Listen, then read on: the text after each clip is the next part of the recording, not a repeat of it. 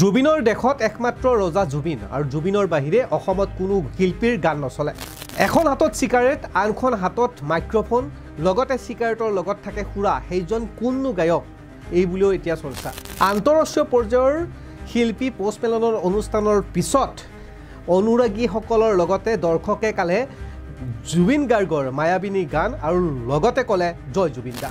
জুবিন গাৰ্গে পুনৰবাৰ প্ৰমাণ কৰি দিলে অসমৰ ৰজা অকল জুবিন গাৰ্গে। নমস্কাৰ প্ৰিয় দৰ্শক, চাই আছে ডিবি নিউজ। আজিৰ প্ৰতিবেদনত বিশ্লেষণ কৰিম শেহতীয়াভাৱে পোষ্ট মেলনে অসমত অনুষ্ঠান কৰিলে আৰু এই অনুষ্ঠান কৰাৰ পিছত সামাজিক মাধ্যমত সকলোৱে চৰ্চা কৰিব ধৰিছে যে আন্তঃৰাষ্ট্ৰীয় শিল্পীজনে কৰা অনুষ্ঠানটো অসমৰ প্ৰেক্ষাপটত কিছু ক্ষেত্ৰত ভাল নালাগিল। একাংশই ক'ব ধৰিছে যে অনুৰাগীৰ মুখত থু পেলাই যোৱা এইজন শিল্পী কেনেকৈ শিল্পী হ'ব পাৰে। এখন হাতত চিগাৰেট আনখন হাতত সুৰাৰ গিলাচত সুৰা লৈ গান পৰিৱেশন কৰা এনেধৰণৰ ষ্টাৰ আমি নাচাওঁ। এই ধৰণৰ ষ্টাৰসমূহে বা এই ধৰণৰ শিল্পীৰ পৰা আমি কি শিকিব পাৰোঁ? এইসকল শিল্পীয়ে এবাৰ দেখাই থৈ গ'ল কেনেধৰণে হাজাৰ হাজাৰ লোকৰ সন্মুখত এটা চিগাৰেট খাব লাগে, কেনেধৰণে হাজাৰ হাজাৰ লোকৰ সন্মুখত সুৰা সেৱন কৰি অসভ্যালি কৰিব লাগে। যেনে উদাহৰণস্বৰূপে সুৰা সেৱন কৰি দৰ্শকৰ মাজলৈকে অহাৰ সময়তেই এবাৰ পিছলি পৰিছিল পোষ্ট মেলন, আৰু এই দৃশ্যও সামাজিক মাধ্যমত ভাইৰেল হৈ পৰিছে। অকল সেয়াই নহয়, পোষ্ট মেলনৰ অনুষ্ঠানৰ পূৰ্বে অশ্লীল নৃত্য কিছুমান দেখা পোৱা গৈছিল মঞ্চত, আৰু এই নৃত্যসমূহ সুন্দৰী নাৰীয়ে কৰিছিল। যিহেতুকে একাংশ দৰ্শকে যিহেতুকে ভাৰতবৰ্ষৰ বাবে দ্বিতীয়বাৰৰ বাবে পোষ্ট মেলন আহিছিল আৰু অসমৰ বাবে এয়া প্ৰথমবাৰ, আৰু এই দৃশ্য চাবৰ বাবে তাত গৈছিল যদিও বা অনুষ্ঠানৰ এইসমূহ দৃশ্য দেখি তেওঁলোকে লজ্জাবোধ কৰিছে। এই প্ৰতিবেদনতে এটা মই আজিৰ দিনটোত ঘটা কাহিনী ক'ব বিচাৰিছোঁ। আজিৰ দিনটোত কাৰ্যালয়লৈকে আহি থকাৰ সময়ত দেখা পালোঁ, যেতিয়া মই জোৰত পালোঁ তেতিয়া দেখা পালোঁ দুগৰাকী সুন্দৰী গাভৰুৱে হাতত চিগাৰেট খাই চিগাৰেট হুপি আছে। মই গাড়ীখন ৰখাই এবাৰ সুন্দৰী যুৱতীৰ হাললৈ চালোঁ। যুৱতীহালেও মোৰ পিনে চালে। যুৱতীহালেও অস্বস্ত বোধ কৰা নাই, হাতত চিগাৰেটটো তেওঁলোকে লৈয়ে থাকিল। মই নাম প্ৰকাশ নকৰোঁ, কিন্তু এতিয়া গুৱাহাটী মহানগৰীৰ দিনতে এই ধৰণৰ ছবিসমূহ সুলভ হৈ উঠিল। মোৰ ভাৱ হ'ল যিহেতুকে পোষ্ট মেলনৰ অনুষ্ঠানটো তেওঁলোকে সোমবাৰে সন্ধিয়া চালে, য'ত লক্ষাধিক লোকৰ সন্মুখত যিহেতুকে সামাজিক মাধ্যমতো এইসমূহ দৃশ্য ভাইৰেল হৈ পৰিছিল। লক্ষাধিক বুলি ক'লেও ভুল হ'ব, মিলিয়ন মিলিয়ন লোকে দেখা পাইছে, আৰু হাজাৰ হাজাৰ অনুৰাগীৰ সন্মুখত যেতিয়া সুৰা আৰু চিগাৰেট খায় এজন ষ্টাৰে, তেতিয়াহ'লে এনেধৰণৰ যি দুগৰাকী মই যুৱতীৰ কথা কৈছোঁ, এই ধৰণৰ যুৱতীগৰাকীয়েও দিনৰ ভাগতে এনেধৰণে চিগাৰেট খোৱাটো তেওঁলোকে কোনো অস্বাভাৱিক বুলি নাভাবিলে। অস্বস্তি বোধ কৰিলোঁ মই নিজেই, আৰু তাৰ পৰা মই গুচি আহিলোঁ।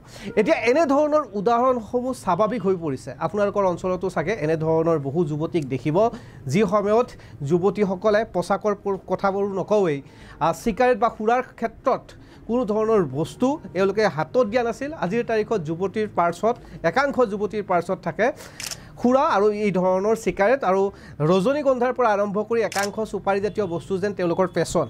এই ধৰণৰ সংস্কৃতিৰ পিনেও গতি কৰিছে একাংশ প্ৰজন্মৰ যুৱতী। যুৱকসকলৰ কথা সুকীয়া, যুৱকসকলক যেন এতিয়া লাইচেন্সে প্ৰদান কৰি দিছে পোষ্ট মেলনৰ এই অনুষ্ঠানটো হৈ যোৱাৰ পিছত। পোষ্ট মেলনৰ অনুষ্ঠানটো শেষ হোৱাৰ পিছতেই সন্ধিয়াৰ ভাগত মহানগৰীৰ প্ৰতিখন প্ৰতিখন ৱাইন শ্বপত দেখা পোৱা গৈছিল দীঘলীয়া শাৰী, আৰু প্ৰতিটো ৱাইন শ্বপত বিক্ৰী হাই ফাই সুৰাত মাতাল হৈ একাংশ যুৱক যুৱতীয়ে অনুষ্ঠান উপভোগ কৰিলে।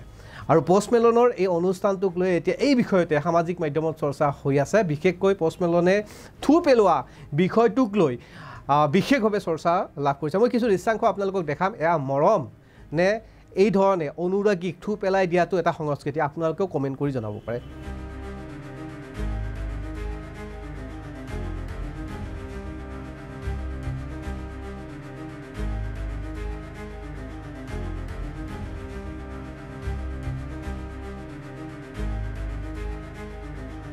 দেখিলে এনেধৰণে আন্তঃৰাষ্ট্ৰীয় পৰ্যায়ৰ এজন শিল্পী, যিগৰাকী শিল্পীক এনেধৰণৰ দৃশ্যাংশ আমি দেখা পালোঁ গুৱাহাটী খানাপাৰাত পশু চিকিৎসালয়ৰ খেলপথাৰত। আজিৰ দিনটোতে এটা বিশেষ বাৰ্তা কণ্ঠশিল্পী সোনু নিগমে উল্লেখ কৰিছিল যে মোৰ যদি জনম হয় তেতিয়াহ'লে অসমত হওক, কিয়নো অসমে দেখুৱাই দিলে শিল্পীক কেনেধৰণে মৰম কৰিব লাগে। নিশ্চয়কৈ কণ্ঠশিল্পী সোনু নিগমে জুবিন গাৰ্গ প্ৰসংগতে উল্লেখ কৰি কৈছিল, কাৰণ জুবিন গাৰ্গৰ মৃত্যুৰ দিনটোৰ পৰা আৰম্ভ কৰি আজি 3 মাহ খবৰ হ'ল জুবিন গাৰ্গৰ যি জুবিন ক্ষেত্ৰত অৰ্থাৎ সোণাপুৰত আজিৰ দিনটোলৈকে জুবিন গাৰ্গক অকলশৰীয়া কৰা নাই জুবিন গাৰ্গৰ অনুৰাগীয়ে। পোষ্ট মেলনে কৰি থকা অনুষ্ঠানৰ মাজতো একাংশ জুবিন গাৰ্গৰ অনুৰাগীয়ে কৈ গৈছিল জয় জুবিন দা, আৰু অসমত কেৱল জুবিন গাৰ্গে ৰজা আৰু মায়াবিনী গান গাইছিল গতিকে তেনেধৰণৰ এখন অসম আৰু এই ধৰণৰ বাৰ্তাটো এতিয়া সামাজিক মাধ্যমত চৰ্চা লাভ কৰিছে সোনু নিগমে কৰা সেই বাৰ্তাটো এই প্ৰতিবেদনৰ জৰিয়তে মই এটা বিষয়ৰ ওপৰত বিশ্লেষণ কৰি প্ৰতিবেদন সামৰিম আৰু আপোনালোকেও আপোনালোকৰ মতামতসমূহ দিব পাৰে যে আন্তঃৰাষ্ট্ৰীয় পৰ্যায়ৰ এই ধৰণৰ পপ ষ্টাৰসমূহে অৰ্থাৎ পাশ্চাত্য সংস্কৃতিয়ে অসমৰ লোক সংস্কৃতি অসমীয়া ভাষা অসমৰ কৃষ্টি সংস্কৃতিৰ ওপৰত প্ৰভাৱ কেনেধৰণে পৰিব পাৰে ইয়াৰ বাস্তৱ ভিত্তিক উত্তৰ আপোনালোকৰ পৰা পাম বুলি আশা কৰিছোঁ কমেণ্ট ছেকশ্যনত আপোনালোকে নিশ্চয় কমেণ্ট কৰিব আৰু সামাজিক মাধ্যমতো এই বিষয়টোক লৈ এতিয়া দুটা ফৈদৰ মাজত বিভিন্ন ধৰণৰ বিতৰ্ক থকা দেখা পোৱা গৈছে এটা পক্ষই ক'ব বিচাৰে যে অসমখনক বিশ্বৰ দৰবাৰত প্ৰতিষ্ঠা কৰিবলৈ হ'লে এই ধৰণৰ শিল্পীসমূহৰ প্ৰয়োজন আছে কিন্তু এই প্ৰতিবেদনৰ জৰিয়তে মোৰ ব্যক্তিগত এটা মতামত যে যি সংস্কৃতিত হাতত সুৰা আৰু চিগাৰেট লৈ